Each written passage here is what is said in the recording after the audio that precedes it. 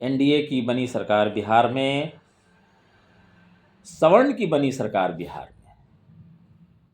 सवर्ण हो जाए खुश और बाकी समाज का जो सवर्ण के बाद का जो समाज है, एक खास जाति को छोड़कर, जिसके मुख्यमंत्री पिछले 4 बार से रहते आए हैं, उनको छोड़कर बाकी लोग हैं दुखी, हो जाएं दुखी, क्योंकि ये तो सवर्ण की सरकार है। नमस्कार, आप देख रहे हैं चैनल शुद्धि और मैं आपका दोस्त और शुद्धि होस्ट मनोज मानववत्स।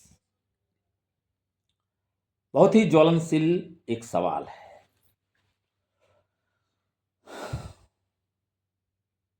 क्या एनडीए की सरकार सच में सवर्णों के साथ है, या सवर्ण सिर्फ और सिर्फ उन मुसलमान वोटरों की तरह यूज किए जा रहे हैं, बल्कि मिसयूज किए जा रहे हैं मेरे हिसाब से, तो जैसे कांग्रेस ने मुसलमानों का किया है। सारे चैनल पे सुनिए, एक बात कही जाती है इनडायरेक्ट रूप से, अप्रत्यक्ष रूप से, कि एनडीए में बीजेपी भले बड़ी पार्टी के रूप में आ गई है, लेकिन जेडीयू के बिना उसका कोई अस्तित्व नहीं है, वो इतनी सीट लेके नहीं आती। मैं कहता हूं कि बीजेपी इंडिपेंडेंट खड़ा हो जाएगी तो भी बिहार में 55 से 65 सीट लेकर आएगी, लेकिन जेडीयू अकेले खड़े होकर के 15 सीट नहीं लाएगा। ये बात मुझे बीच में इसलिए कहनी पड़ी कि एक नैरेटिव्स को क्रिएट करके, अगर जेडीयू अपने को इस रूप में एस्टेब्लिश करता है कि I am your need, you are not my need, आप ये फिर कहेंगे कि जेडीयू अकेले चुनाव लड़ेगा और जाकर के आरजेडी के साथ अलायंस कर लेगा। जी हां, अलायंस ही करना पड़ेगा। मतलब JDU balance voter to make a king है, इसलिए उसकी बात आपको सुननी पड़ रही है। हम कुल मिलाकर 8-10% लोग अपने को किंग मेकर क्यों नहीं साबित कर रहे हैं? क्या यह सच नहीं है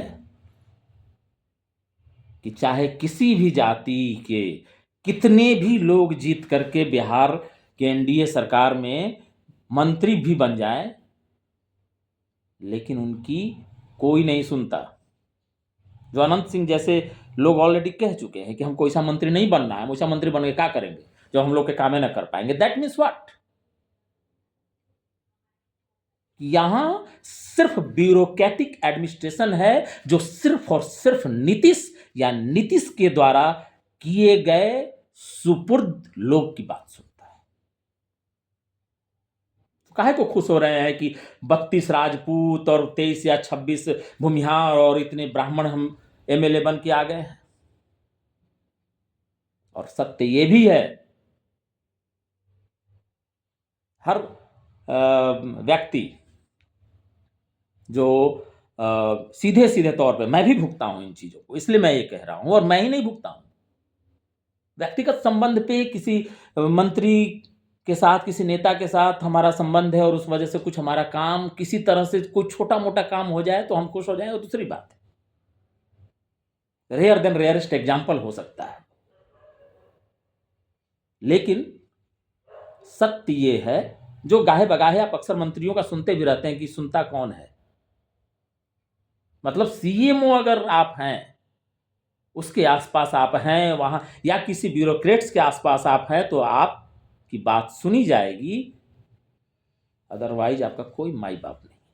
और ब्यूरोक्रेट कितने सत्य के करीब और कितने सत्ता को अपने हाथ में रखने की नाजायज कोशिश करते हैं, यह भी आम आदमी से छुपा हुआ नहीं। और ये लगातार 20 साल से यहाँ की पब्लिक जान रही है।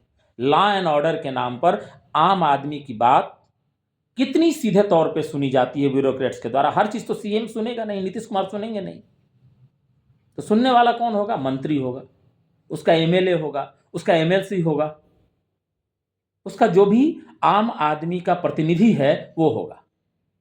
लेकिन वो सुनता नहीं है। क्यों नहीं सुनता है? क्या वो इतना पावरफुल है कि उसे जो मन में आएगा वो करेगा, या फिर वो गाइडेड है सीएम से? ये एक बात हो गई। दूसरी बात, इनकी अधिकारी के पास आप जाइए और उनको अगर पता चल जाता है कि आप सवर्ण हैं,